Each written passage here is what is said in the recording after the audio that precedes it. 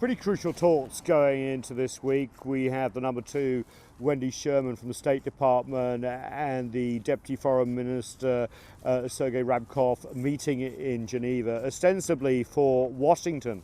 At least this is about diffusing what they call a crisis on the Ukraine border with what they say is a Russian plan to potentially invade with 100,000 troops. Of course, Moscow has denied this. Vladimir Putin, the Russian president, wants it to be about more than that. They basically essentially want a guarantee that NATO will not expand eastwards. This is a holdover from the Cold War. Essentially, Russia feels it was promised that after the end of the Soviet Union that NATO would not expand. It has done, as you know, from Poland to the Baltic states and elsewhere, and they've made no secret of perhaps Ukraine, Georgia and others joining. This is unacceptable for Vladimir Putin and Russian national interests. It's going to be very interesting to see how these talks are also overshadowed by what's going on in Kazakhstan, as Russia and other regional actors have sent in peacekeepers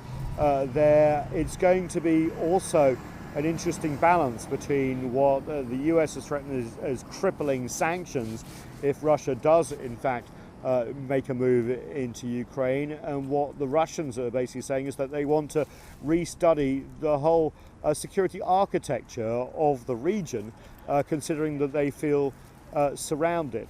Now, of course, the Americans have been consulting with their NATO allies. They have been saying to Moscow they will not move without them.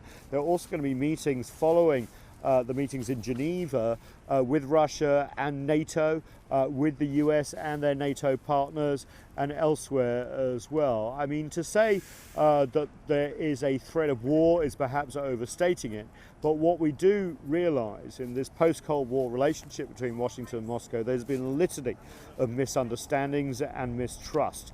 That has never been higher between the Biden administration and the government in Moscow under Vladimir Putin. And these talks hopefully will at least de-escalate the situation in Ukraine and provide a window for more talks as well.